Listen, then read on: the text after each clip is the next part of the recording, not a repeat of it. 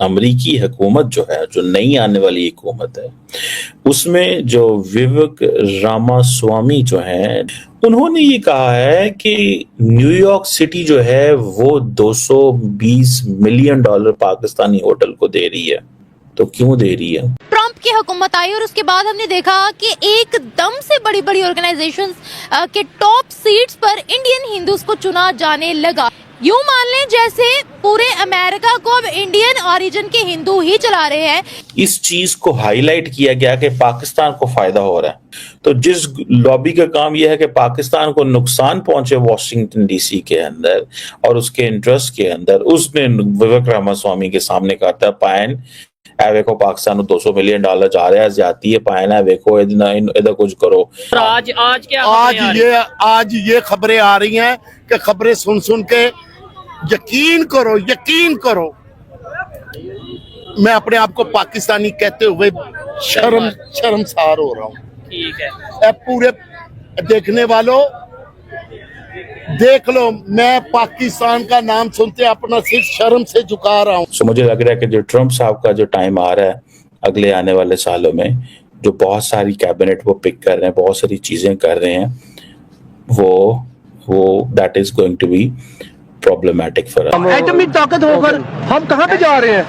Seriously ऐसा लग रहा है करीब दुनिया में ऐसे हालात पैदा करेंगे इन्होंने, एटम भी पाकिस्तान के ऊपर भी चला देना है। पूरी दुनिया यार हम पर हंस रही है यार ये एटमी पावर है। मैं कह रहा हूँ बहसियत कौम हम बगैरत हो चुके हैं क्योंकि हम डॉलर के पीछे लग चुके हैं। नमस्कार दोस्तों, चैनल पर आपका हार्दिक अभिनंदन है। दोस्तों, जब से अमेरिका में सत्ता चेंज हुई है और ये सुनिश्चित हुआ है कि डोनाल्ड ट्रंप जो है वो 47वें राष्ट्रपति बनेंगे, दोबारा से एक बार राष्ट्रपति पद संभालने वाले हैं दोस्तों, सेकेंड टर्म के लिए, तब से दुनिया के बहुत सारे कंट्रीज़ में डर का माहौल है और उसमें से एक कंट्री है पाकिस्तान। पाकिस्तानी भी डोनाल्ड ट्रंप के आने से बहुत डर रहे हैं दोस्तों। अब क्या हुआ, उनके आते ही उन्होंने डिपार्टमेंट ऑफ एफिशिएंसी एक बनाया हुआ है जिसमें एलन मस्क और विवेक रामास्वामी हेड कर रहे हैं। तो विवेक रामास्वामी ने आकर के दोस्तों पाकिस्तान को 220 मिलियन डॉलर का एक चपत लगा दिया। पाकिस्तान का होटल जो है वो जो चल रहा था न्यूयॉर्क में, उसको भारी भरकम पेनल्टी लगाई और उसको बंद कर दिया दोस्तों। तो इससे पाकिस्तानी बहुत खपा हुए कि हमारा 220 मिलियन डॉलर आ रहा था, थोड़ा बहुत काम चल रहा था हमारा, उसको भी बंद कर दिया। अब वो कह रहे हैं कि अब इंडियन आएंगे तो ऐसा ही करेंगे। तो ये देखते हैं पाकिस्तान के लोगों का इसके बारे में क्या रिएक्शन है, उनका इसके बारे में क्या कहना है दोस्तों। डेवलपमेंट ये है कि अमरीकी हुकूमत जो है, जो नई आने वाली हुकूमत है, उसमें जो विवेक रामास्वामी जो हैं, जो अलॉन्ग विद एलोन मस्क के साथ डिपार्टमेंट ऑफ गवर्नमेंट एफिशिएंसी को देखेंगे, उन्होंने ये कहा है कि न्यूयॉर्क सिटी जो है वो 220 मिलियन डॉलर पाकिस्तानी होटल को दे रही है। तो क्यों दे रही है? पाकिस्तानी हुकूमत का एक होटल है न्यूयॉर्क के अंदर, इसे कहते हैं रोजवेल्ट होटल, ठीक है जनाब। अब डोनाल्ड ट्रंप साहब ने एलोन मस्क एंड विवेक रामास्वामी को ये कहा है कि तुम ये डिपार्टमेंट बनाओ और देखो गवर्नमेंट कहाँ पे एक्स्ट्रा स्पेंडिंग कर।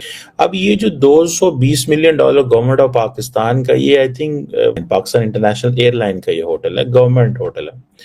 गवर्नमेंट से ये चला नहीं, नालायक हुकूमत हमेशा की तरह, जो भी पाकिस्तान की हुकूमत आई उनसे चीजें तो चलती नहीं है, तो ये होटल भी नहीं चला। लेकिन हुआ ये कि इलीगल माइग्रेंट्स जो कि अमेरिका के अंदर आ रहे थे, उनके लिए अब New York is a blue state, वो वेलकम कर रहे थे इन तमाम इलीगल माइग्रेंट्स को, और उन्होंने कहा ये एक फैसिलिटी है, ठीक है, इस फैसिलिटी का हम इनको पैसे देते हैं और कहते हैं कि यार हमें ये पैसे, तो गवर्नमेंट ऑफ पाकिस्तान को उसका फायदा हो गया, ठीक है जी।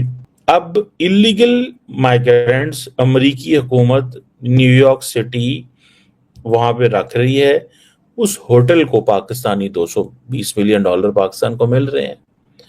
विवेक रामास्वामी जो है, जिनका काम है गवर्नमेंट की स्पेंडिंग को कंट्रोल करना, विवेक रामास्वामी ने को बता दिया गया है, उनके नॉलेज में लेके आया गया है, और उनके नॉलेज में कौन लाता है?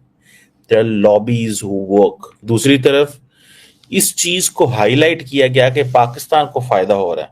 तो जिस लॉबी का काम यह है कि पाकिस्तान को नुकसान पहुंचे वॉशिंगटन डीसी के अंदर और उसके इंटरेस्ट के अंदर, उसने विवेक रामास्वामी के सामने कहा था, पायन ए वेखो पाकिस्तान ਨੂੰ $200 ਮਿਲੀਅਨ ਜਾ ਰਿਹਾ ਜ਼ਿਆਦਤੀ ਹੈ ਪਾਇਨਾ ਵੇਖੋ ਇਹਦਾ ਕੁਝ ਕਰੋ सानू बड़ा नुकसान हो रहा है एंड जो जी मतलब this is how it all went. So Pakistan के जो इंटरेस्ट हैं उनके बारे में केयरफुल रहना चाहिए। पाकिस्तान के इंटरेस्ट अब कंप्रोमाइज होंगे। देखें एवरी डॉलर, मैं अक्सर कहता हूँ every dollar which is coming Pakistan, investment IMF ये वो आगे पीछे ग्रुप्स का काम होता है कि पाकिस्तान को फाइनेंशियली कैसे तंग करना है, फॉरेन पॉलिसी की डोमेन में कैसे तंग करना है। डिफरेंट डोमेन्स होती है ना, आप इंटरेस्ट ग्रुप्स का काम होता है आपको कैसे पकड़ना है। उनको इस चीज का अंदाजा है कि यार इनको डैमेज कैसे करना है। सो वो डैमेज की करने की कैपेसिटी रखते हैं और वो कर रहे हैं। सो मुझे लग रहा है कि जो ट्रम्प साहब का जो टाइम आ रहा है अगले आने वाले सालों में, जो बहुत सारी कैबिनेट वो पिक कर रहे हैं, बहुत सारी चीजें कर रहे हैं, वो that is going to be problematic for us. जो ठीक है, इनकी ना कोई पॉलिसी है पाकिस्तान की, किसी भी महकमे की, किसी इदारे की नहीं उसमें हम ये कह देते हैं जी ये पूरी दुनिया के कंट्रीज हमारे खिलाफ साजिश करते हैं। अभी भी मीडिया पे अगर हम साथ स्क्रीनशॉट लगाएंगे, हमारे मेन स्ट्रीम मीडिया पे ही चल रहा है कि इंडिया साजिश करता है, इंडिया साजिश करता है।